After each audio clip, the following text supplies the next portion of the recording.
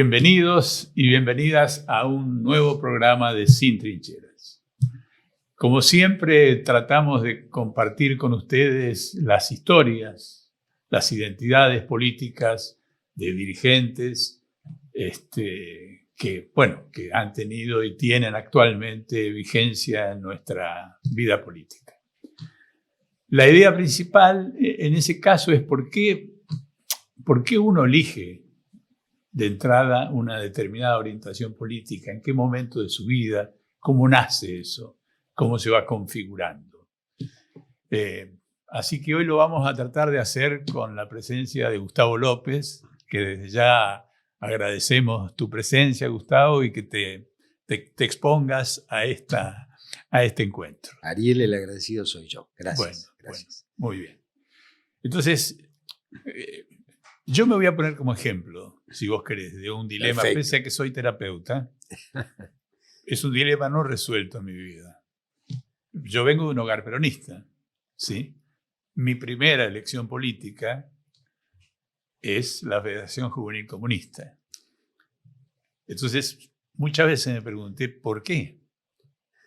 Y es una pregunta que todavía no alcancé a responder. Me pongo como ejemplo para invitarte a que me cuentes tu primer contacto y por qué.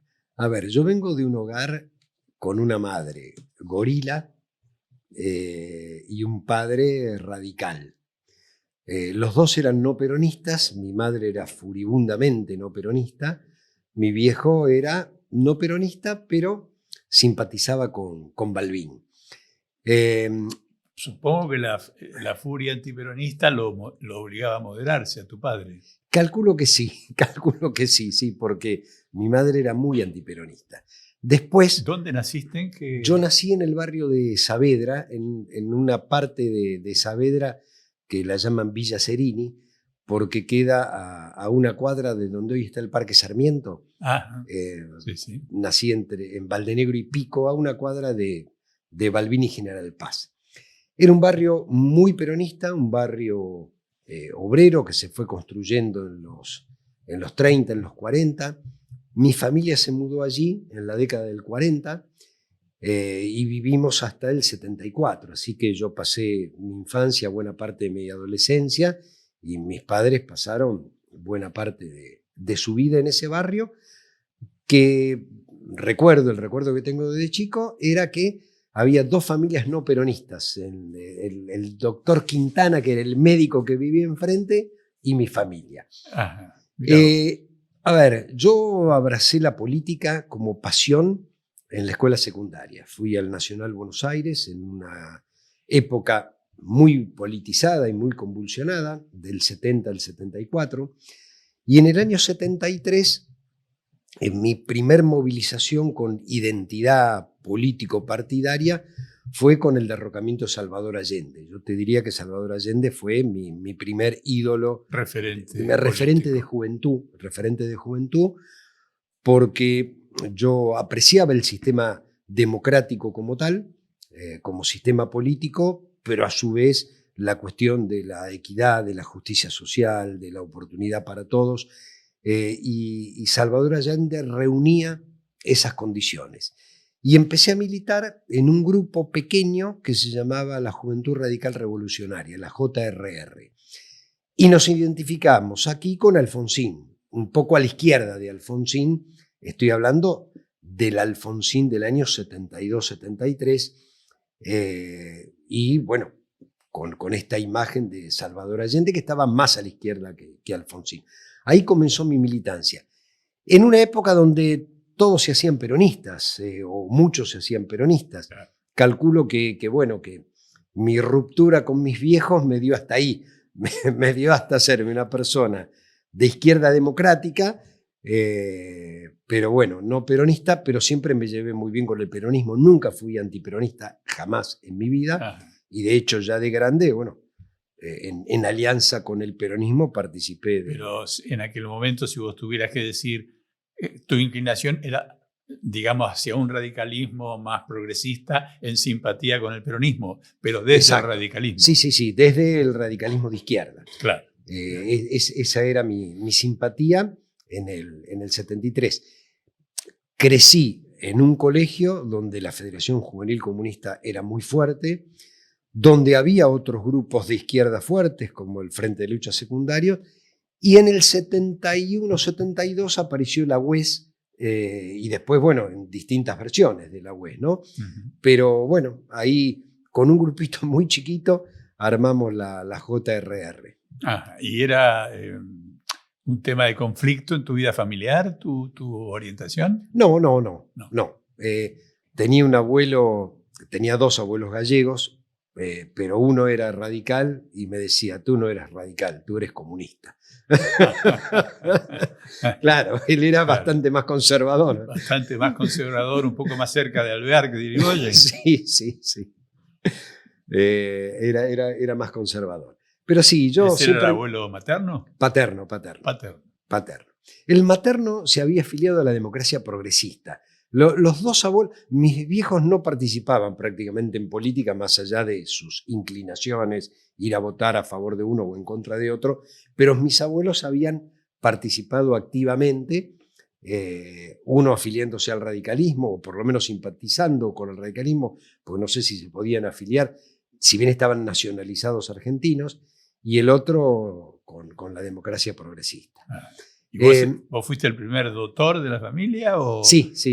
Fui el primer universitario de mi familia. Sí, ¿Y tenés hermanos o hermanas? Tenía una hermana que falleció joven, así que fui el primer universitario de segunda generación de argentinos, ¿no? Mis viejos eran argentinos y yo fui segunda generación. Claro. Pero me crié en una de esas casas donde vivís con tu bisabuela, con tus abuelos, con tus tíos abuelos, con tus padres, así que tenía 4 generaciones arriba mío. Y mi abuelo materno era un abuelo que recibía mucho a la colectividad española. Él trabajó muchos años en la colectividad española, fue presidente de muchas entidades, así que en la segunda oleada, que fue después de la Guerra Civil, yo conocía a muchos en casa, algunos vivieron en casa un tiempo, así que toda mi niñez y hasta que mi abuelo falleció estaba lleno de gallegos en casa. Mira vos. Y digamos que llega la dictadura, llega el golpe, tu primer voto es con Alfonsín. Mi primer 83, voto, mejor dicho. exactamente. No sé si tu voto fue a Alfonsín. Fue con Alfonsín, fue Alfonsín. Sí, tenía 26 años. Yo cuando doy clases en la facultad explico, digo, hoy a los 16 se puede votar. Yo no llegué en el 73, porque bueno, tenía 16 en esa época. Hubiera llegado en el 76, porque era cuando se iba a votar. Ya tenía 19, pero bueno. En algún momento el clima de la lucha armada te generó alguna seducción o tentación? No. Sí fuimos perseguidos por la AAA en el 74, 75, 74. Uno de los grupos, de las organizaciones que la AAA persiguiera era la JRR. En esa época fue una época de bastante temor. Además se habían tomado en el 74 las universidades, yo participé de la toma del Buenos Aires, pero no me seducía la lucha armada, la entendía, la comprendía, no la compartía. Y de hecho cuando fue la movilización por el derrocamiento de Salvador Allende, nosotros nos expresamos, me acuerdo, en la puerta de la embajada, que hubo una gran movilización de estudiantes secundarios en ese sentido, como que bueno, no estábamos de acuerdo con la lucha armada, pero bueno, con el golpe dejé de militar, no dejé de verme con mis amigos, ni de pensar, ni de leer. ¿Hoy hay algún, dirigente o alguna dirigente de la JRR que tenga participación actual? Sí, todavía hay. Lo que pasa es que se dividió mucho. Y el kirchnerismo dividió mucho. Por ejemplo, un referente de izquierda de los 70 después terminó con Fernando de la Rúa, que fue Rafael Pascual, que fue presidente de la Cámara de Diputados, al que le tengo aprecio y respeto personal. El Chacho Rodríguez Fontán, que falleció hace poquito, mantuvo posiciones más de izquierda. El Chacho también admiraba a Salvador Allende. Así que Miguel Ponce, el economista. Ah, Miguel Ponce. Miguel Ponce, sí. Miguel Ponce estaba en la JRR. Estaba en el único centro de estudiantes que no ganó el peronismo fue Ingeniería en el 73, que lo presidía Miguel Ponce. Con la línea recta. Con la línea recta. Exactamente. Dejé de militar en el 76 y volví a fines de los 80, principios del 81, a contactarme con mis viejos amigos de la JRR y empecé a militar muy activamente. Si bien no estaba permitida la actividad política, bueno, nos reuníamos igual y participé del lanzamiento de la multipartidaria en diciembre del 81. A ver, como un militante más, uno más. Me acuerdo que se hizo el documento en el Comité Capital en el Comité Nacional del Radicalismo, ahí en la calle Alsina. Yo era uno de los que estaba en la calle. El 16 de diciembre del 81 habría 500 personas adentro y 500 personas afuera, o un poco menos afuera. Un año después, la movilización de la multipartidaria del 16 de diciembre del 82 debe haber reunido a 200, 300 mil personas en la calle. Digo, fue el momento de explosión. Y es allí, en agosto del 82, no recuerdo bien cuándo Alfonsín hace el acto en la Federación de Vox. Bueno, y ahí me encolumno detrás del alfonsinismo. Y de su figura, exacto, y a partir de ahí activás por esa campaña. Me afilio por primera vez al radicalismo, porque, antes era menor de 18, después estuvo prohibido, y cuando vino la apertura política en el 82, no recuerdo en qué mes, se rehabilitaron los partidos políticos. Bueno, algunos se afiliaron al peronismo, otros al PC. Los que no llegamos en el 73 lo hicimos para la elección del 83, que además era muy importante porque los partidos definían internamente sus candidaturas. Entonces había mucha gente, muchísima gente, que no era radical y nunca lo fue, que veía en Alfonsín la figura emergente y que se afiliaba al radicalismo para votar a Alfonsín en la interna y que pudiera ser candidato a presidente. Y un sector peronista lo hizo. Sí. Bueno, si no hubiera ganado. Obviamente, con esa contundencia. Sí, yo creo que la elección la definió, bueno, los jóvenes nuevos que se incorporaron, y en el peronismo fundamentalmente las mujeres. Veníamos de muchos años de mucha violencia que culmina con la Guerra de Malvinas. El peronismo no había hecho su reflexión acerca de la violencia política. La campaña del 83 del peronismo fue de mucha violencia política interna. Yo no me olvido, los actos se peleaban entre ellos. Somos la rabia contra somos la vida. Entonces, y veníamos de un momento donde la sociedad, Alfonsín ganó recitando el preámbulo de la Constitución. Absolutamente. Y muchas mujeres del peronismo, por eso la diferencia fue de 12 puntos, votaron a alguien que les decía, miren, ¿saben qué? Esto no lo queremos más, vamos por este lado. El cajón de Herminio fue una metáfora, pero que ya estaba... Sí, yo creo que la elección ya estaba resuelta. Ya estaba resuelta. Pero en todo caso fue el moño del regalo. Digo, confirmó todo lo que se sabía que el peronismo después tuvo que hacer, que fue la renovación peronista, ¿no? Exactamente, claro.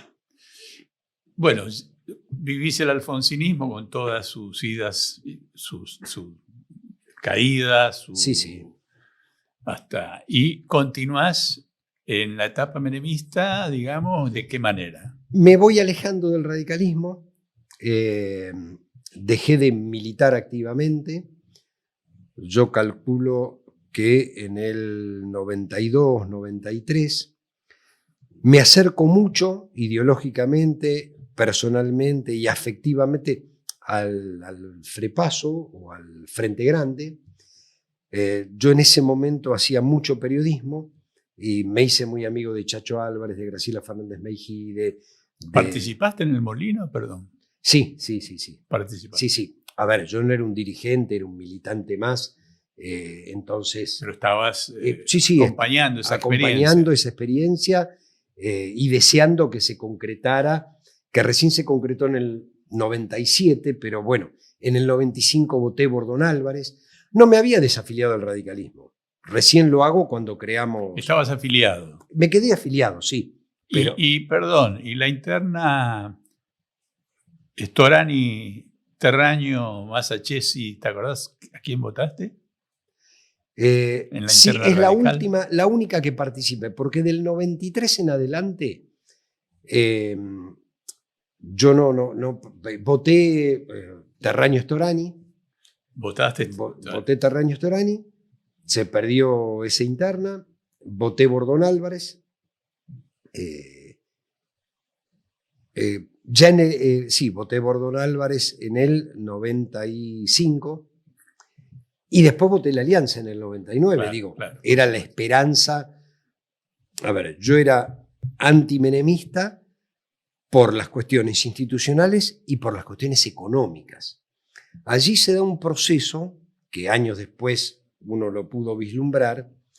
Todo lo que se fue juntando del antimenemismo tenía dos expresiones: los que nos oponíamos a determinado tipo de políticas y los que simplemente eran antiperonistas. Porque cuando irrumpe el kirchnerismo en el 2003 y muchos nos sentimos interpelados y representados por la política, yo no me afilié al peronismo. En todo caso, creamos la Concertación Plural y después creamos nuestro propio partido político. Pero nos dimos cuenta que toda esa expresión progresista de centro-izquierda que se conformó y que tuvo su punto culminante con la Alianza, se rompe con el kirchnerismo. Digo, los lilitos, etcétera, etcétera. ¿Por qué? Porque, bueno, el antiperonismo para algunos pudo más. Entonces, algunos nos incorporamos al frente que arma Néstor Kirchner y otros se quedan del otro lado en el antikirchnerismo, porque, bueno, el antiperonismo es más fuerte que el plan económico, que retomar los juicios, que las simpatías, etcétera. Y la propuesta de transversalidad que en ese momento tenía potencia. Sí, potencia, muy interesante. Que es una asignatura pendiente esa, me parece, ¿no? Sí, a ver, se frustró yo diría, por cuestiones recíprocas. Primero porque quedó claro, cuando se construye la transversalidad, el radicalismo tenía 6 gobernadores, de los cuales 5 armaron la transversalidad, es decir, mayoría abrumadora de gobernadores y mayoría abrumadora de intendentes, porque no solo estaba el intendente de Córdoba, el intendente de Neuquén, estaba el intendente de Vicente López de San Isidro, de Chacabuco, de Junín. Digamos, había más de 200 intendentes de ciudades, de Olavarría, de Bahía Blanca, de ciudades muy importantes, muy importantes. Cuando es la crisis del campo, hay una segunda división, y es los que creían en el proyecto y los que entraban al proyecto porque el gobierno de Néstor los favorecía. Es decir, había muchos intendentes y muchos gobernadores que no comulgaban con determinadas políticas, pero esas políticas los favorecían. Cuando hubo que enfrentarse con factores de poder, prefirieron volver a su terruño. Y ahí nosotros creamos nuestro partido. Pero creo, es una opinión, digamos, de que la transversalidad se quiebra antes. Es decir, yo te digo cómo interpreto. Sí. Cuando Néstor empieza a estar muy tironeado por el aparato histórico del PJ, digamos, y tiene que dar cabida a una transversalidad, vamos a poner metafóricamente Obeid o el dirigente socialista Wiener, sí, ¿no es cierto? No puede armar y articular esas fuerzas y le exige de alguna manera descuidar el proyecto originario. Con algunos equilibrantes, con el socialismo, por ejemplo. Con el radicalismo se quiebra en la crisis del campo. Ahora, hay un episodio que yo viví que fue la primera reunión del sector radical de la transversalidad en marzo del año 2008, es decir, la elección es en el 2007. Sí, ya después del triunfo Cristina Cobos. Cristina Cobos. fue en diciembre. En marzo hay una reunión donde participan los 4 gobernadores radicales que habían ganado, porque había perdido el candidato radical de Cobos en Mendoza, pero Cobos era el vicepresidente. Entonces estaba Zamora, estaba Sáiz de Río Negro, estaba Colombi de Corrientes, estaba Brizuela del Moral de Catamarca, es decir, había 4 gobernadores, había funcionarios, había muchos intendentes, había un vicepresidente, y a mí me llamó algo la atención. Había distintas posturas. Una postura disparatada era: hagamos una línea interna en el radicalismo. Yo me acuerdo que contesté: ¿cómo vamos a hacer una línea interna del radicalismo si el radicalismo salió tercero? Nosotros salimos primero y nos fuimos del radicalismo. Y los dos fuimos con candidatos peronistas. El radicalismo fue con Labaña y nosotros con Cristina. Entonces no tenía sentido, quedémonos con el radicalismo. ¿Cómo vamos a hacer una línea interna? Lo más lógico era armar una fuerza política propia. Nadie quiso, pero nadie quería conducir el espacio de la transversalidad. Es decir, no había un acompañamiento ideológico profundo, sino que los 4 años de Néstor le habían permitido a los intendentes y a los gobernadores volver a crecer, volver a hacer crecer su ciudad, volver a hacer crecer su provincia. Digamos, compartían el modelo económico, no compartían algunos lineamientos políticos. Cuando hubo que decidir, porque la crisis del campo nos puso a todos frente a una disyuntiva, 2 gobernadores se quedaron, 2 se fueron, el vicepresidente se fue la mayoría de los intendentes, algunos se quedaron. Nadie quiso armar fuerza propia. Zamora sí, armó su propio espacio en Santiago del Estero. Y recuerdo en aquel entonces con Silvia Vázquez, que era quien lideraba un poco nuestro espacio, decidimos armar un partido político de la nada, los sin techo. Decidimos quedarnos acompañando a Cristina y a Néstor, y había que armar un partido político para no perder la identidad. Ese proceso yo creo que se termina en el 2011. En el 2011 hay una reconfiguración del mapa político. Fíjate vos que ese proceso nos toca a nosotros, pero también le toca al socialismo. Cuando la crisis del campo provoca la salida de Alberto Fernández, la salida de muchos dirigentes peronistas. A ver, Alberto Fernández, Solá, son muchos los que se van, y son muchos los radicales y peronistas que se van y socialistas que se van.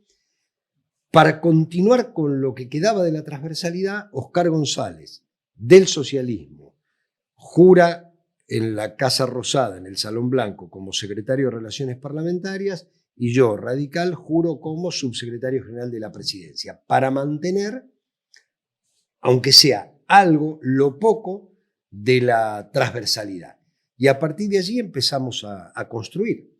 Eso se termina con el triunfo de Cristina en el 2011. Ella cambia su coalición política, se empieza a apoyar en los movimientos más cercanos a ella, y es un proceso que llega hasta en nuestros días, ¿no? Sí, sí. Donde ya no hay más transversalidad. De hecho, ella es la presidenta del PJ, y dentro del PJ hay una crisis donde ella está con los más cercanos. ¿Ella es presidenta del PJ en ese momento? No. Ahora es presidenta del PJ. Eso no. Es un proceso donde Sí, correcto. Ya no necesita ni a gobernadores, ni a intendentes, ni a la CGT. Gana con el 54% de los votos. Dice, no necesito a nadie, armo mi propia fuerza, la famosa Unidos y Organizados. Sí, claro. Y allí, los sectores más cercanos a ella del kirchnerismo, peronistas, no peronistas, son su fuerza política hasta la actualidad. Sí. Digamos que ese 54% le podía haber dado potencia para la ampliación, ampliar identidades, o potencia para decir nos autoabastecemos. Sí, la amplió hacia otro lado y se autoabasteció. A ver, nosotros seguimos en la coalición, Sí. González y yo seguimos hasta el 10 de diciembre del 2015, Forja y el socialismo, ese sector del socialismo seguimos.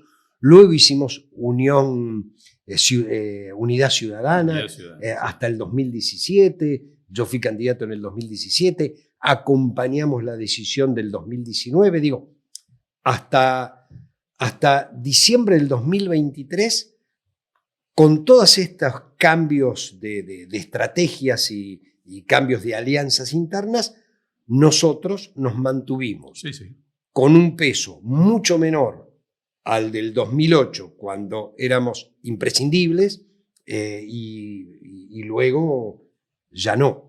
¿Pero no crees que se pierde capacidad de diálogo político en ese yo momento? Creo que sí, que es uno de los factores que desembocaron en la crisis, que hoy tenemos. A ver, fíjate vos, nosotros como Forja somos un partido de alcance nacional. Esto es, tenemos personería nacional. Tenemos un gobernador. Se supone que las fuerzas políticas del campo nacional y popular deberíamos tener reuniones periódicas institucionales. No existen, pero no existieron en el gobierno de Alberto tampoco. Hubo una única reunión que fue un fracaso total. Nadie llama a nuestro gobernador, habla con todos los gobernadores. Es uno de los 5 que no firmó el Pacto de Mayo. 4 peronistas y 1 de Forja. No lo firmó Kicillof, no lo firmó Infran, no lo firmó Silotto, no lo firmó Quintela y no lo firmó Melella, que es el nuestro. Nunca fue convocado a una reunión política más allá de la reunión de los gobernadores, que obviamente son políticas, pero estoy hablando de estrategias político-partidarias. Sí, claro. Yo soy el presidente del partido a nivel nacional, digo, no hubo ninguna convocatoria. Ahora, a vos te consta que hemos construido el foro para la defensa de la democracia, de distintas fuerzas políticas, donde hay muchos del PJ que participan, pero los partidos institucionalmente hoy están en crisis. En crisis, en crisis, arrancando por el peronismo, ¿no? Así es. Bueno, yendo, también con el diario del lunes. Sí. La ruptura y el divorcio con Labaña de Néstor, ¿cómo lo valoras hoy? ¿Como algo necesario, positivo, negativo? A ver, necesario para un momento político de Néstor que tenía que ver con Labaña, que tenía que ver con Duhalde, es decir, él necesitaba construir poder. Con el diario del lunes, con Labaña se debió haber hecho de otra manera. Me parece que se debió haber hecho de otra manera. Porque Labaña permitía un arco de intercambios y de diálogos. Sí. Y quedaba claro que el que mandaba era Néstor. Néstor Kirchner fue un presidente que sabía de economía, que dirigía a él a sus ministros y no los ministros lo dirigían a él. Y me consta por distintas conversaciones que uno fue teniendo a lo largo del tiempo, que Labaña la famosa renegociación de la deuda y la quita del 65% de la deuda, se logra por la insistencia de Néstor. Labaña hubiera conseguido, por su propia insistencia, una quita menor, más diplomática, y Néstor, era el que decía no, y lo fue llevando. Pero me parece que sí, que faltó. A ver, el diario del lunes sirve para el lunes de la semana que viene. Sí. Y me parece que a nosotros nos falló el lunes de la semana que viene. Nos falló en el 2019, el lunes de la semana que viene. Es decir, los errores cometidos que tenían que ver con encerrarse, con la falta de diálogo político, con la ampliación de los acuerdos políticos, de las alianzas, porque vos tenés que pelear contra el capital concentrado, que cada vez es más concentrado y más poderoso.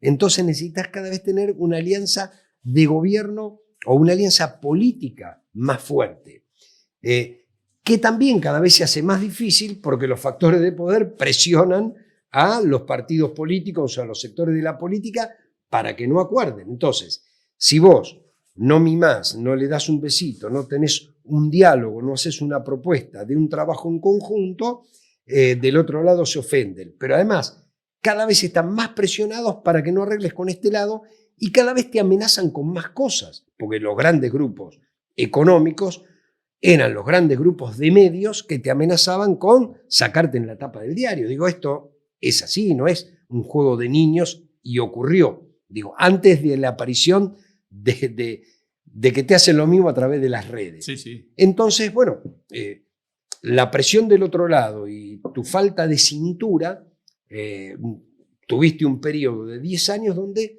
te achicaste y no te agrandaste, a pesar de haber ganado en el 2019. Nosotros en el 2019 ganamos por el fracaso del gobierno de Macri. Y perdimos en el 2023 por el fracaso de nuestro gobierno y del gobierno de Macri. A ver, un demente, un loco, una persona agresiva y que dice locuras en términos económicos y además terribles y desgarradoras en términos sociales, llega presidente porque no hemos podido superar la crisis política generada en nuestro propio gobierno. Y no le estamos dando respuesta a esa salida de la crisis. ¿Vos creés que, ya yendo a por qué Milei, ¿no? ¿Y por qué su aparición? Vos le otorgás a las fuerzas políticas democráticos, populares, progresistas, una responsabilidad importante en su llegada. Sí.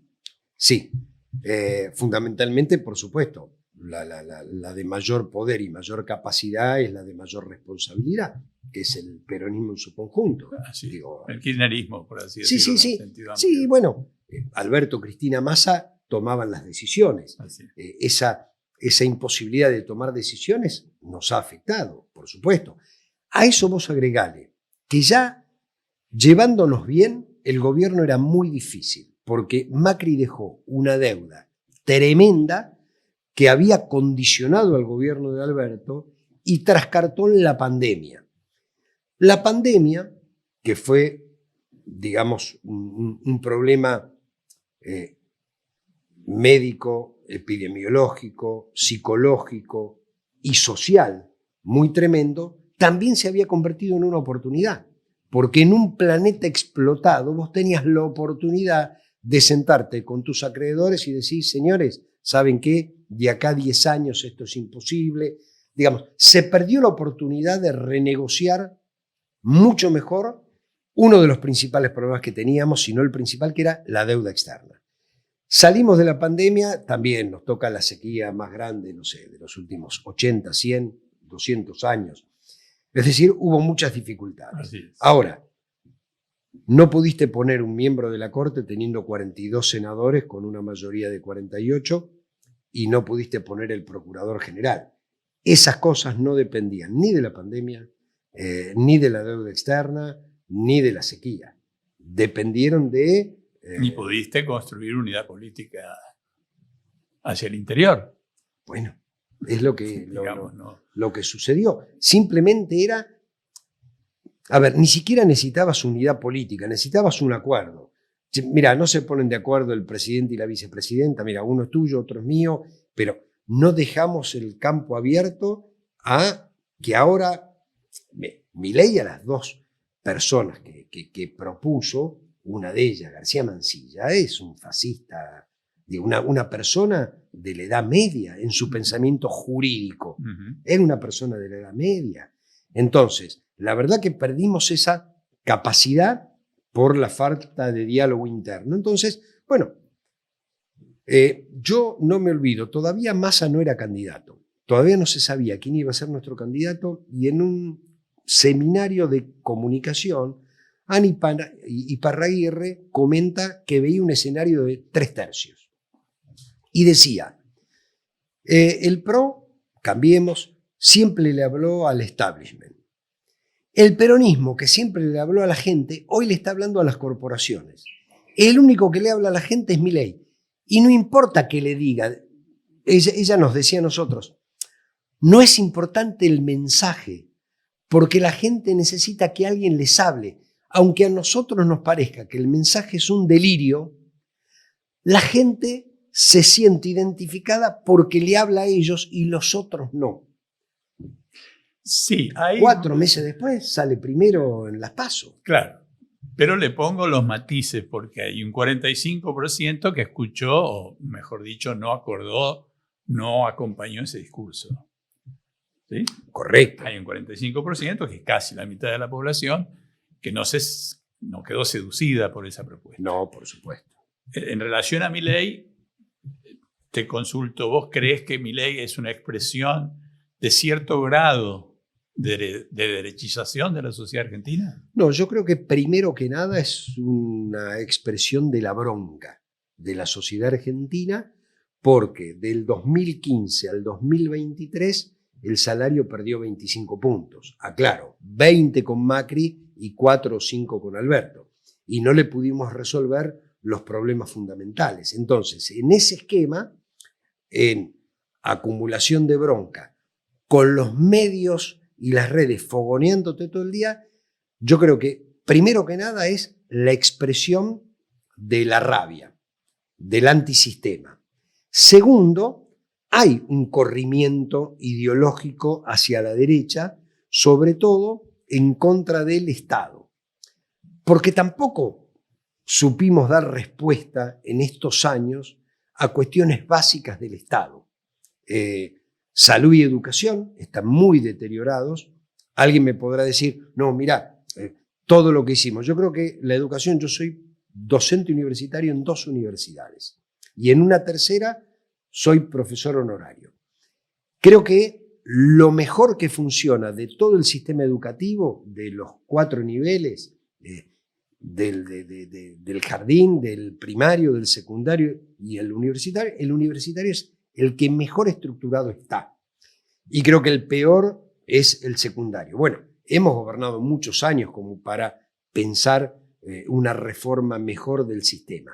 Alguien me podrá decir, el sistema de salud, bueno, construimos tantos hospitales, sí, pero se podría haber hecho algo más. Nosotros le hablábamos a un público que no gozaba ni de la educación ni de la salud, diciéndole, ojo que si gana este loco, vas a perder esto que no tenés, como tampoco tenés los aportes. Digo, si el 60% del trabajo o el 65% es no formal, bueno, hay cosas profundas que no supimos ver. Ahora, vuelvo a repetir, creo que expresó la bronca, si no, una persona que plantea las locuras que planteaba no podía ganar.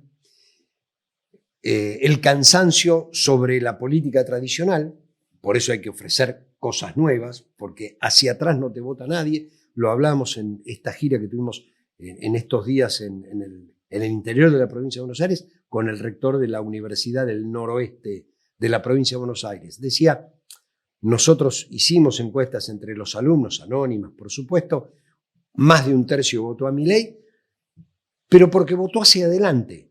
Y la síntesis de cualquier cambio tiene que ser hacia adelante, no puede ser hacia atrás, porque son gente que nació en el 2004, 2005, no sabe de qué. ¿Pero qué llamas hacia adelante, Gustavo? Con visión de futuro. Pero si el futuro de Milei era volver a la Argentina de fines del siglo XIX. No, pero el futuro de Milei era, te voy a resolver, vas a ganar en dólares, te voy a resolver el tema, voy a sacar a la casta, voy a resolver la inflación. Digo, el tipo por la positiva.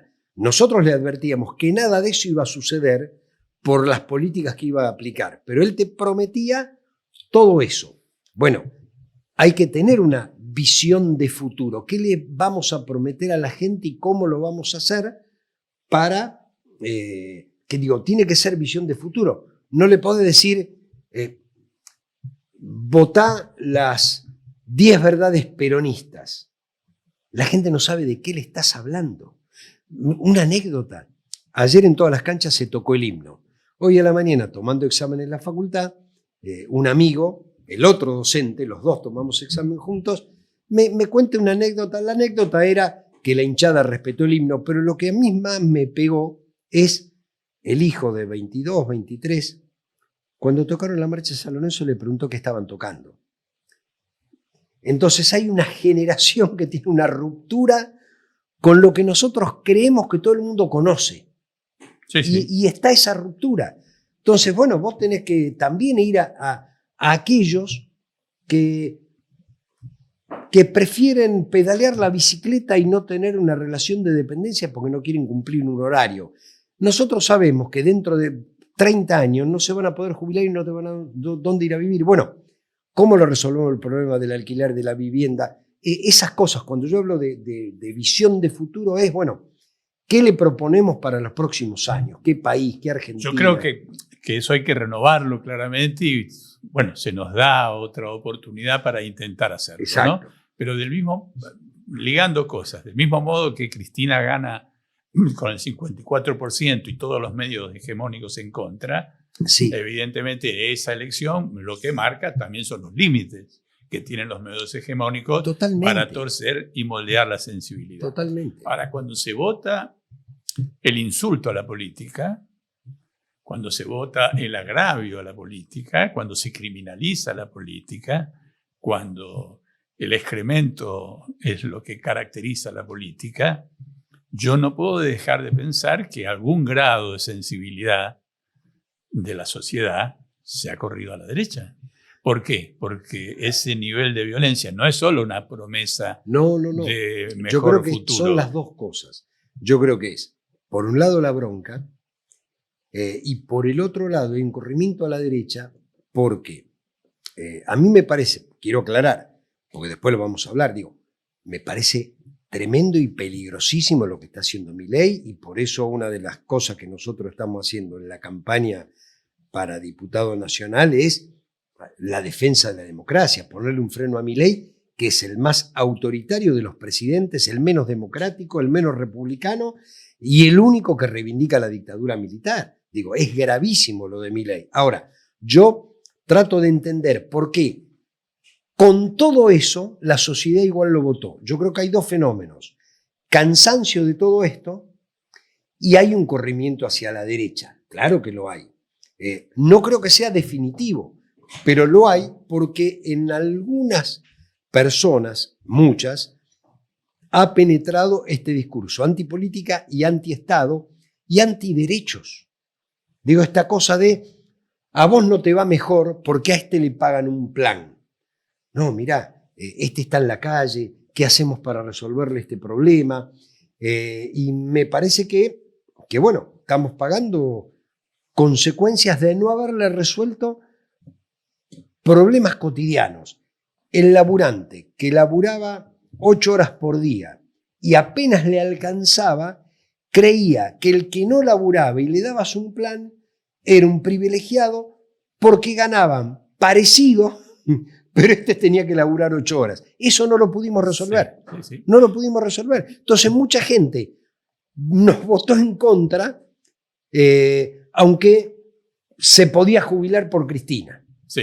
Sí, yo en general todavía siento insuficiencia en general, que la dirigencia política en la expresión pública a través de los medios no diga claramente que sin los errores que hemos cometido, las fuerzas tradicionales, Milei no existiría. Pero es así, ¿Pero sí. vos notás que se dice con la claridad suficiente? No, yo creo que no.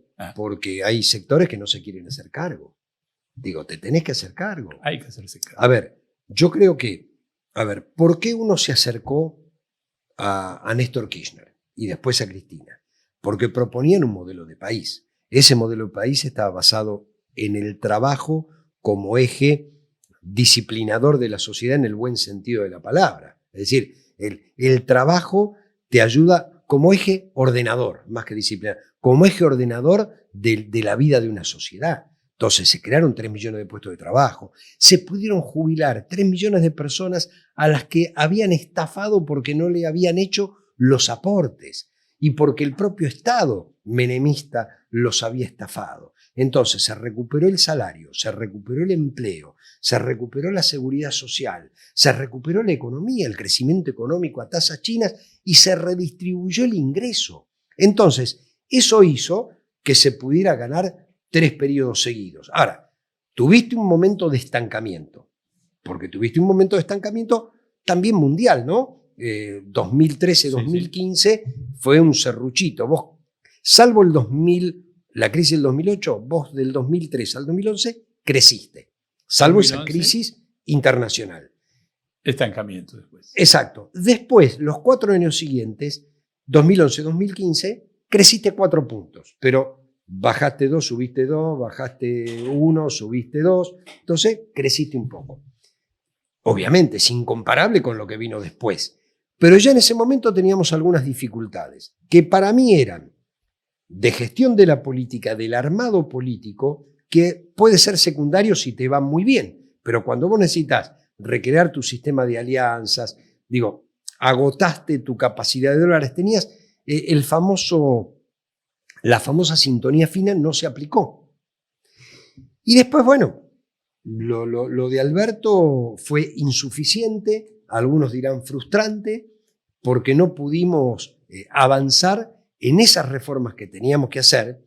Y además, bueno, fracasamos. Mirá cómo terminamos. Absolutamente. Si vos tuvieras que decir, privilegiar qué fue lo principal que no se hizo, me refiero el pecado mayor que cometió la dirigencia progresista. La renegociación de la deuda en el momento de la pandemia. Digo, ahí era una oportunidad, a ver, es contrafáctico, no sé qué hubiera pasado, pero era la oportunidad del planeta de plantarte y... Te voy a ofrecer una diferencia respecto de eso, pero yo iba a decir la política. ¿Por qué? Porque cualquier cosa que se decidiera, ya sea la relación con el fondo, renegociar o no, requería necesariamente de un diálogo político distinto. Digamos, el huevo o la gallina. En realidad, para mí son las dos cosas juntas. Tampoco se pudo hacer, no sé si existía la intención de hacerlo, pero la falta de diálogo político, fíjate vos que cuando se termina arreglando con el fondo, se parte el bloque, se parte el gobierno, nadie le daba bola a nadie, al presidente no lo atendían. Y después, si vos tenés meses con el 12% de inflación, ¿quién te va a votar? Bastante que casi ganamos en primera vuelta, y después sacamos el 44% de los votos. Ahora, era imposible ganar una elección en esas condiciones. A ver, yo laburé para que ganara nuestro frente como loco, porque sabía lo que se venía del otro lado. Ahora, era imposible si nos tirábamos cascotazos de un lado y del otro. Claro, como síntoma el internismo salvaje, pero lo decía yo también en el sentido de tener una visión de una apertura ante un mundo que estaba dando señales claras de un debilitamiento de la democracia. Bueno, ese es un tema que tenés que replantearte, es a nivel mundial. Si bien América Latina está en una lucha. Uruguay tiene un gobierno progresista, Brasil tiene un gobierno progresista, Bolivia, Chile, cada uno con sus características, ¿no? Colombia, son gobiernos progresistas. Brasil tuvo un gobierno fascista, ¿no? Y Uruguay tuvo un gobierno neoliberal. Sí. Nosotros tenemos un gobierno con todos los condimentos de lo peor que puedas encontrar en el mundo de la política y del delirio. Sí. Ahora, no es que está todo perdido. Hay un corrimiento hacia la derecha del planeta, hay un debilitamiento de los estados con una diferencia. Yo estoy tratando de pensar todo esto, ¿no? Para mí hay una diferencia con los 90. El neoliberalismo fue el debilitamiento de los estados en la intervención de la economía, de la política, digo, en poner las reglas del juego. Lo de Milei es la desaparición del Estado. Lo de Milei, lo de Trump, es una cosa mucho más profunda. Digo, mucho más profunda. La desaparición del Estado solidario. Sí. No del represivo. No, pero solo te queda eso. Solo te queda eso. Claro. Hoy es un Estado que no solo no tiene ninguna solidaridad, que hace barbaridades con la educación, con la salud, con todas las áreas, con la ciencia y la tecnología, que lo vamos a pagar carísimo. Pero una persona compra un auto y no hay chapa para el auto. Renovás el registro y no tenés el plástico. Es decir, es un Estado que además no funciona porque quieren que desaparezca, que no funcione. A ver, yo estuve en el ENACOM 4 años. Una de las políticas de las que me siento orgullosísimo es haber dado adelanto no reembolsables, es decir, subsidios, para que pymes y cooperativas llevaran Internet a los barrios populares. Desde que llegaron 1 año y medio, no sacaron un solo subsidio y debe haber 400.000 millones de pesos en el banco porque lo siguen recaudando. Entonces, ¿cuál es la decisión política? No hacer ninguna obra pública. Fuimos en Chivilcoy, hay 100 casas al 96% que no se las entregan al intendente. El intendente dice, dámelas a mí que yo las termino. Entonces, esa desaparición del Estado y solo palos es la desintegración de la sociedad. Es mucho más que lo de los 90, que el Estado no podía regular a los privados. Bueno, acá el Estado desaparece, son los grandes capitales concentrados, el capital de la nube, el nuevo capitalismo de la nube. Entonces, yo creo que es un fenómeno que está debilitando los sistemas democráticos. Si la democracia no se pone de acuerdo nacionalmente, regionalmente e internacionalmente, bueno, lo que nosotros conocimos de la Revolución Francesa para acá está en una crisis. Los emergentes son los Orbán, los Trump y los Milei. Los Meloni, Erdogan, sí. digamos, y unos cuantos intelectuales. Pero yo comparto plenamente que el dilema es principalmente político y que solamente se resuelve en el sentido disruptivo, diría, realmente con una alianza de nuevo tipo, claramente no electoralista, sí, con un nuevo contenido, porque la amenaza, digamos, es seria, es muy grave, y bueno, la respuesta sería desandar tantos desacuerdos, tantos desencuentros. Lo tenés que hacer. Yo creo, hay un primer paso que ojalá se pueda dar, que es cambiar la mayoría ahora este año en la elección de octubre. Es decir, hoy Milei tiene mayoría por los acuerdos con el PRO y la UCR y un sector del peronismo federal o de encuentro federal. Hay que romper esa mayoría, es decir, hay que sacar más diputados y más senadores que los que saquen ellos. No está fácil después de estas elecciones provinciales. Digamos, ese sería el objetivo. Y como él va a profundizar, es decir, él va a tener más diputados de los que tiene, pero hay que lograr que de los 128, 129 que se renuevan, 129 este año, nosotros metamos más que ellos para dar vuelta a esta ecuación. Y luego empezar un diálogo. Digo, hay que hacer lo que hicieron en Francia, un cordón sanitario. Digo, todos los partidos democráticos, decir, bueno, muchachos, a ver, muchachos y chicas, hay que armar un plan de gobierno con la UCR, con el socialismo, aislar a la derecha extrema, que va a estar compuesta quizá por algunos radicales, quizá por algunos del PRO, pero por los hermanos Milei. El núcleo de la libertad. Exactamente. Y tener un cordón sanitario en defensa del sistema democrático y con acuerdos básicos en media docena de temas. Bueno, eso quiero decir, en términos de mi interpretación, sería un hecho revolucionario en la política argentina. O sea, estamos hablando de configurar, para darle dimensión y jerarquía, que un acuerdo programático con algunas ideas comunes, incluso con fuerzas que pueden hasta competir electoralmente, pero que no se violarían esas columnas, políticamente es un hecho revolucionario, porque no ha existido en la historia. No, pero tenés una amenaza tremenda al sistema democrático. Está bien, pero...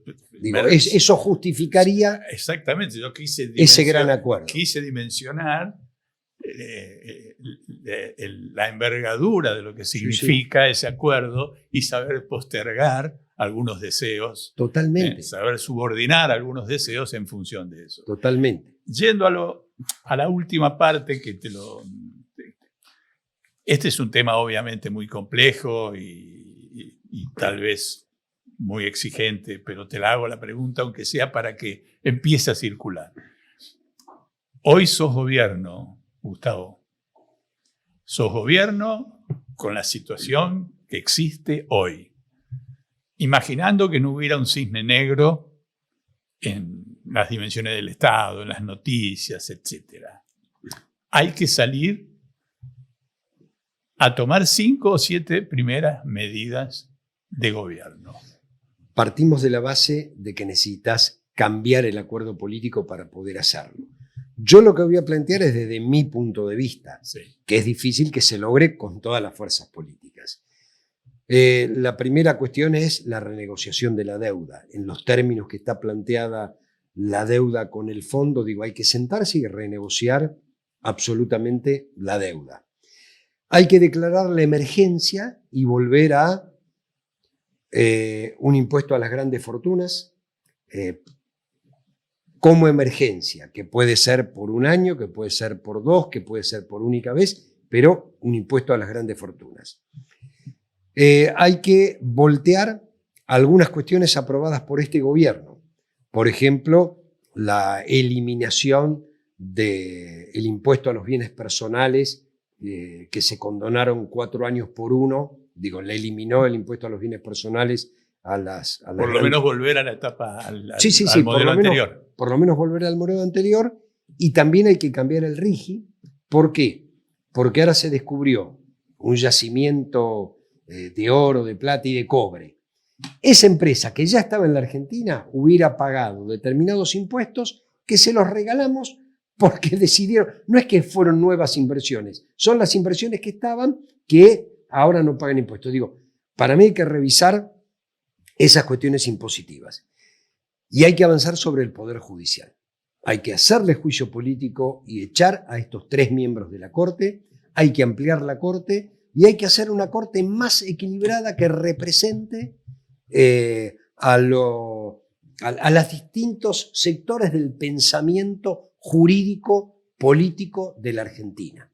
Digo, hay que hacerlo del 83 o hacerlo del 2003, porque ni el 83 ni el 2003 fueron cortes que uno podría decir, esta es de Alfonsín, esta es de Néstor, porque eran cortes que representaban diversidad del pensamiento jurídico. Fueron las mejores cortes. Yo tengo más recuerdo de la del 2003, que para mí fue la mejor, pero independiente del poder económico. Digo, hay que volver a eso y es imprescindible. Y quizá a los jueces que han violado las normas con acuerdo de esta Corte, que son aquellos que están en comisión, bueno, hay que declararlos en comisión e iniciar el juicio político y en el mientras tanto tienen que volver a los lugares de donde concursaron. Digo, sin ese acuerdo a mí me parece que es imposible. Este es un intercambio que incluye preguntas, ¿no? Sí. Me refiero porque yo te mencioné mágicamente que mañana sos gobierno. Sí. ¿No es cierto? Y obviamente si mañana fueras gobierno es que algo varió en la sensibilidad popular. Si no, no podrías. ¿No es cierto? Ahora, digamos, hay un conjunto de cosas. Poder judicial, para ponerte el ejemplo, renegociar deuda. Poder judicial significa tener una fuerza política de 2/3 partes en el Senado o en el Parlamento para poder habilitar esas cuestiones, ¿no? El impuesto a las grandes fortunas, también medidas que requieren de un apoyo parlamentario importante. ¿Incluís, cuando pensás en un acuerdo, incluís al liberalismo democrático como parte? Al liberalismo democrático sí. Sí. Yo creo que es... Cuando digo liberalismo democrático le voy a poner nombre y apellido para que quede claro. Los Massot, los Monzó. Sí, porque lo primero que tenés que hacer, después vamos a tener diferencias, porque seguramente podrán apoyar el impuesto a las grandes fortunas, pero no quizá lo de la deuda, podrán apoyar parcialmente lo de la Corte. Ahora, cuando yo me imagino que todo esto lo tenés que hacer desde un gran acuerdo político, es ese cordón sanitario de aislar a la ultraderecha antidemocrática. Ese es el objetivo principal. Sí. El liberalismo político es el fundamento de nuestra Constitución y de la mayoría de los partidos políticos. Después las diferencias las tenemos en el campo económico-social. Digo, el artículo 14 y el 14 bis deben ir de la mano. Ese es mi pensamiento. Hay algunos liberales que dicen solo el artículo 14, el otro está condicionado. Ahora, están aquellos como Milei que dicen la justicia social es una aberración. Bueno, nunca había ocurrido. Digo, en la década del 90, la pobreza todavía seguía siendo hija de la injusticia. Esta derecha brutal la convirtió en responsabilidad de la eficiencia o ineficiencia del propio individuo. Digo, Marra se campaña diciendo palazos y sacar a los que están durmiendo en la calle. Sí, sí. Loco, construyó hogares para que la gente de la calle no duerma en la calle. Brutalismo político. Se perdió la sensibilidad, se perdió el amor al prójimo, el amor al otro. Hablamos de Francisco y hacemos exactamente lo contrario a lo que pregonaba Francisco. Ahora, no es que se pueda hacer todo esto. Como dijiste, por eso yo declaré, este es mi punto de vista. Es imposible avanzar si no se toman muchas de estas medidas. Ahora, también es un momento de transición, porque no vas a tener los 2/3, y necesitas aislar a la extrema derecha antidemocrática para confluir en un esquema democrático. Correcto, es decir, digamos, en una negociación, digamos, que se imagine amplia, esta sería tu carta de presentación para que sea discutida, tratando de mantener por lo menos los núcleos principales, ¿no es cierto? Que no incluye a una persona como Mauricio Macri, porque él es parte fundamental de lo que ha sucedido con el Poder Judicial, más que Milei incluso. ¿Incluye la posibilidad de llegar a un acuerdo? No incluye la posibilidad de llegar a un acuerdo con Macri, porque la responsabilidad no solo de la deuda externa, sino del Poder Judicial armado para perseguir es de él. Claramente. Para perseguir políticos, sindicalistas, dirigentes sociales y empresarios. No nos olvidemos que el CEO de Techín estuvo en Cana porque lo mandó preso Macri. Sí, claramente. Pero como metáforas políticas yo lo uso, ¿no? Mazzotti y Monzó sí podrían ser parte de ese... Sí, a ver, estamos hablando del liberalismo político. Y el liberalismo político no incluye la persecución a adversarios, significa tolerancia. Sobre todo en el campo político. En el campo político, claro. Digo. Y el tema emisión, el tema equilibrio fiscal, el tema política cambiaria, digamos, básicamente, me refiero, mantener el superávit fiscal o el equilibrio fiscal, no emitir y evitar la inflación con una mejora de la calidad de vida. ¿Lo imaginas compatible? Sí, lo imagino compatible, por eso necesitas... Nunca hecho, ¿no? Podríamos decir. No, yo te diría hecho en el gobierno de Néstor, que tenía ese equilibrio de las dos cuentas. El superávit gemelo. Exacto. Y mejoraste la calidad de la gente porque hubo redistribución del ingreso. Hoy estás en otra situación. Hoy estás en una situación mucho más grave porque la pobreza estructural está en el 40%. Es decir, está en el doble. Si bien el nivel de pobreza... Era altísimo, no era tan estructural. No era tan estructural, era del 54%. Bueno, se pudo bajar al 20%. Nunca terminamos de romper ese piso. Ese piso que nos dejó la crisis, el menemismo y la crisis del 2001. Ahora, hoy está en el 40%. Cuando vos devaluás, se te va el 50%. Cuando acomodás las cuentas macro, te quedó en el 40%. Digo, una pregunta, es grave. Para agregar a esto, y ya se nos va acabando el tiempo, pero es interesante tu primer lanzamiento, porque a mí me gustaría que esto sea precisamente una posibilidad de ir coleccionando las ofertas para que eso nos ayude a conversar. La política exportadora, la relación mercado externo, mercado interno, ha sido para mí problemática en general dentro del propio campo popular, democrático y progresista. O sea, desde posiciones demasiado mercado internistas o posiciones que subestiman el valor de la exportación, etcétera, etcétera. Teniendo en cuenta, y ese era el otro capítulo que en algún sentido nada más nacional y popular que tener reservas. Claro. Digamos, a pesar de que vos harías una política exportadora fuerte, intensa. Sí, sin descuidar el mercado interno. Sí. Sin descuidar el mercado interno. Porque, a ver, cuando estábamos bien económicamente, es decir, con superávit gemelos y con un crecimiento del PBI, esto era sostenible solamente, desde mi punto de vista, y no soy economista, si las exportaciones superaban a las importaciones en un 30%. Digo, vos necesitabas exportar más para generar más divisas para que pueda bancarse el sistema, porque el problema que tenés con el crecimiento económico es que necesitas dólares para fabricar más, porque necesitas insumos.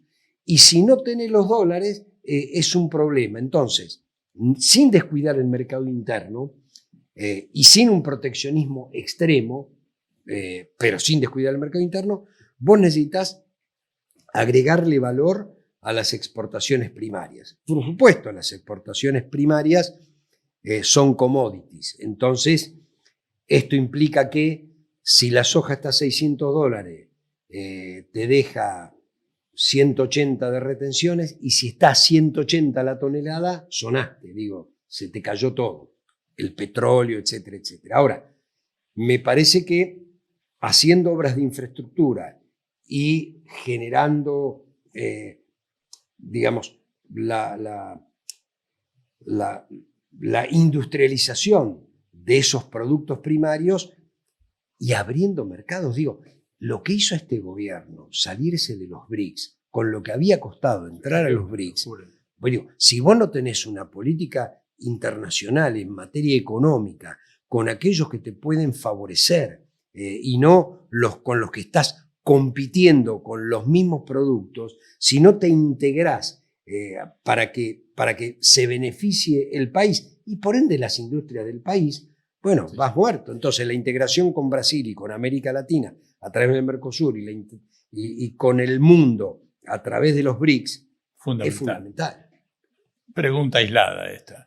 ¿Bajarías retenciones al pequeño y mediano productor? Sí, sí, sí. A ver, yo creo que sí, que hay que hacerlo porque son los que pierden frente a los grandes acopiadores, son los que pierden. E intervendría todos los puertos. Digo, la joda que hay con la subfacturación o la sobrefacturación para un lado o para el otro, con los puertos, el contrabando, la droga, es vergonzoso. Sí, sí, eso implicaría necesariamente un Estado eficiente en el control de todo. En el control, eso. exactamente. Escuché los otros días que Emanuel Álvarez Agis decía que la carga impositiva en la Argentina para nuestro nivel de productividad, ¿sí?, para los pequeños y medianos pymes, digamos, es alta. ¿Compartís? Sí, es alta. Teniendo en cuenta dos cosas, el nivel de productividad actual, sí, y teniendo en cuenta solamente esa franja y ese sector, ¿no? Sí, sí, y es baja para los altos. Para los más concentrados, los que más ganan. O sea que tiene cierta lógica en el sector de pequeña y mediana empresa el reclamo de disminuir impuestos en el contexto que estamos viviendo. Sí, y me parece que hay que hacerlo cuidando el equilibrio fiscal. Digo, no lo que hizo este gobierno, que es le saca impuestos a las supuestas inversiones con el RIGI. Le elimina, porque se lo reduce, el impuesto a los bienes personales. Le agrega sin compensar el impuesto a las ganancias a los trabajadores en relación de dependencia. Restituye el IVA que había sido sacado a un sector de la población. Exactamente. Y no le cobra a los más ricos mayores impuestos, siempre proporcionales a la ganancia, que no afecten la inversión. Correcto. Nada, entonces, de golpe, sacaste impuestos, no compensás con otros, ¿qué tenés que hacer? Bajar gastos. Entonces, no te dan más subsidios, no te arreglan la ruta, Sí, no sí. te dan los remedios oncológicos y te echan a la calle. Regresivo. Y algo totalmente aislado también. No me cae simpático Trump en ningún sentido. ¿A vos sí en algo? No, en absoluto. Bien. No. Yo creo que, a ver, la democracia es un valor que lo que hemos vivido la dictadura sabemos que no hay que volver a perder nunca más, nunca más. Me pareció una barbaridad que la semana pasada a un sector de Evolución que estaba haciendo campaña, el sector de Lustó, por la elección del día 18, los demoraran, los metieran presos. Hace años que no se ve eso porque había cerca un acto de Milei. Digo, si no defendemos nuestras libertades cívicas, nuestras libertades públicas y dejamos avanzar, si dejamos que avancen los insultos contra los periodistas, yo espero del periodismo mayor energía en el repudio. Absolutamente. Y no está sucediendo. Tendría que haber sido la tapa de todos los diarios. Y no está sucediendo. Porque el antikirchnerismo lo limita. Exactamente, y la expectativa de negocios. La expectativa de negocios. Porque muchas veces la tapa de esos grandes diarios tienen que ver con qué negocio estoy haciendo, y te presiono cuando se filtró ese video vergonzoso de Jonathan Viale acordando las preguntas. Me parece que fue un vuelto a Milei, no a Jonathan Viale. ¿Sabes qué? Tenemos esto, estamos comprando Telefónica, tenemos muchas cosas más. Así es. Gustavo, te agradezco mucho y, entre otras cosas, como le quiero dar continuidad a esas 5 o 7 medidas, la valentía de que te hayas arriesgado, porque hablamos de un mundo medio muy virtual, ¿no es cierto? Pero bueno, agradezco tu visita y bueno, he pasado yo un muy buen momento. No, igualmente, gracias por la posibilidad. Gracias.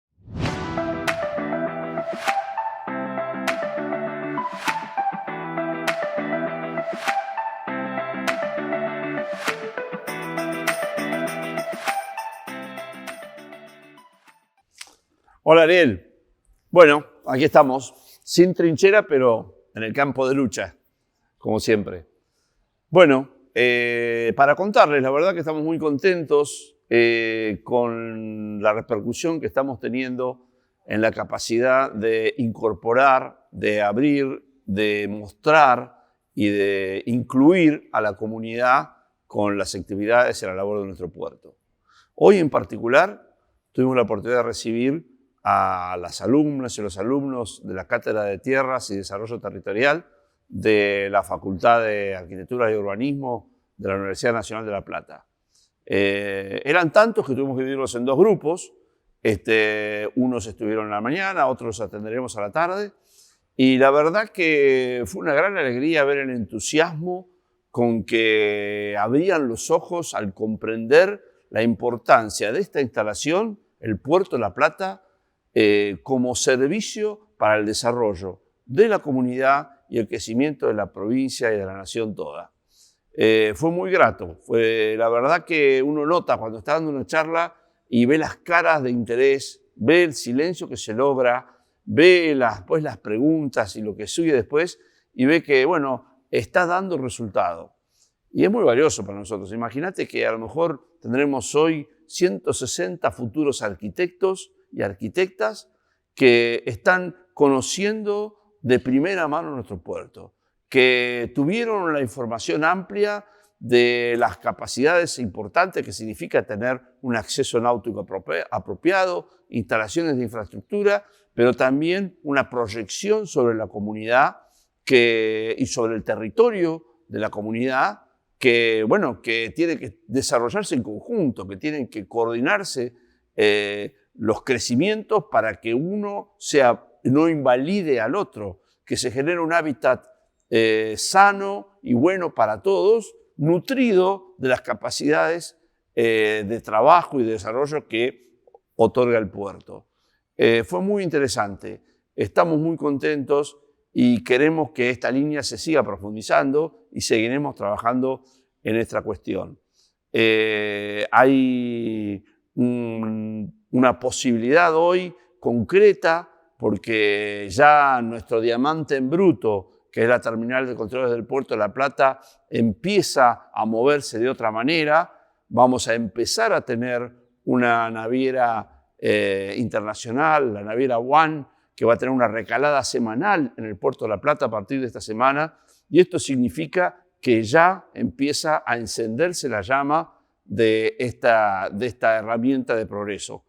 Y bueno, y vamos a tener más camiones, vamos a tener más molestias para los vecinos, pero vamos a tener más trabajo y más desarrollo y más crecimiento. Y sobre todo, bueno, la República Argentina va a tener la posibilidad de recibir cargas y de poder despachar cargas de una manera más económica, más eficiente, lo que contribuye otra vez a que nuestra balanza comercial mejore y que nuestros argentinos y argentinas tengan mejores posibilidades de vida.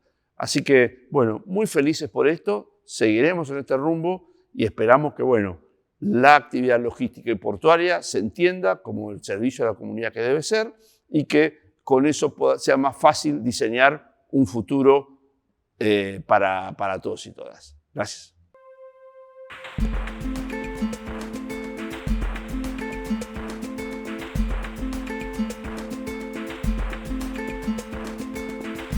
En mi cuerpo podés ver un río que esconde un mar y un mar que guarda un gran motor. Un océano complejo. Una noche de abril, el teléfono sonó y de ahí salió tu voz, secándome por completo. Me dijo que no iba a hacer falta, pero al final yo pude ser la guerra y vos, la guerra y vos.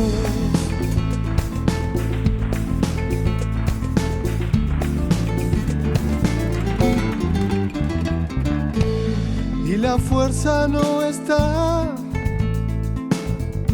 decidió apagar de a poco su luminaria obsesión de mover al mundo entero.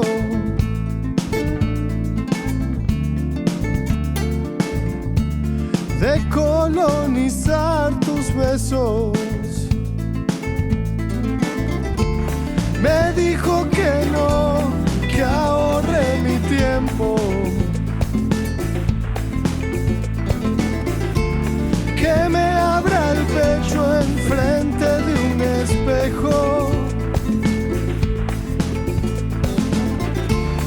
Ahí no hay amor, hay perros hambrientos y que no van a querer parar hasta comerse al sol. La guerra y vos, la guerra y vos.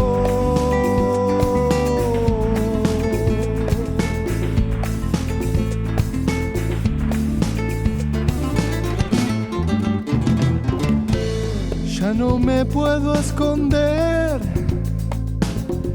ni en un tercio de tus ojos, tu mirada se perdió. Con el humo y la gente. Me dijo que no iba a hacer falta. Un río de sal envuelto en arena. Sabes encontrar mis lados ausentes, pero al final yo pude ser la guerra y vos, la guerra y vos, la guerra y vos.